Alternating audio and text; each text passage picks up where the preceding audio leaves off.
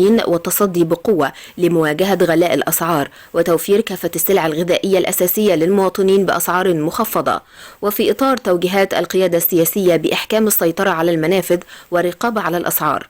قام دكتور أحمد الأنصاري محافظ الفيوم يرافقه دكتور محمد عماد نائب المحافظ بافتتاح معرض أهلا رمضان لبيع السلع والمواد الغذائية ومستلزمات الشهر الكريم بأسعار مخفضة، والذي تنظمه المحافظة بالتعاون مع مديرية التموين والغرفة التجارية بالفيوم. المعرض ده بالاشتراك مع الغرفة التجارية والمحافظة، ومعرض فيه أسعار مخفضة في منطقة الحواتم، لأن احنا عندنا هنا حوالي 6 مناطق شعبية، فالضغط على طول النهار في شغل، الإقبال شديد جامد وعلى ضغط. بس هي المشكلة كلها اللي بنعاني منها هنا تجار التجزئة الصغيرين.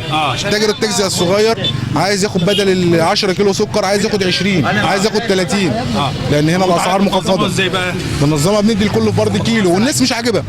يعني هي المشكلة كلها ان انت بتدي للفرد كيلو رز، كيلو سكر، ازازتين زيت، وبرضه يقول لك لا اديني 4 زيت، طب اديني 6 سكر، طب اديني 8 رز، طب ما انا عايز الناس كلها تاخد.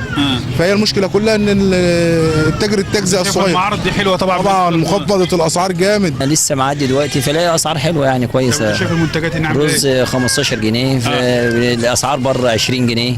بالمقارنه بقى بالاسعار بره ده يعني ده كويس، حاجه حلوه ده كده.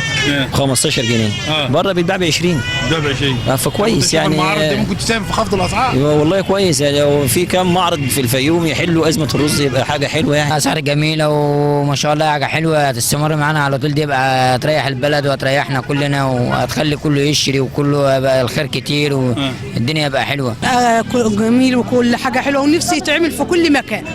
في هواره وفي اللاهون وفي كل البلاد.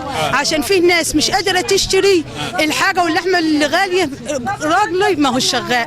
هو الصراحه اللي انا بتكلمها دي ما هو شغال. والمعارض في كل مكان ابقى كل حاجه حلوه وكل حاجه رخيصه. ضم المعرض السلع الغذائيه الاساسيه من اللحوم والارز والمكرونه والسكر والزيت والبقوليات ومنتجات الالبان وغيرها من مستلزمات الشهر الفضيل.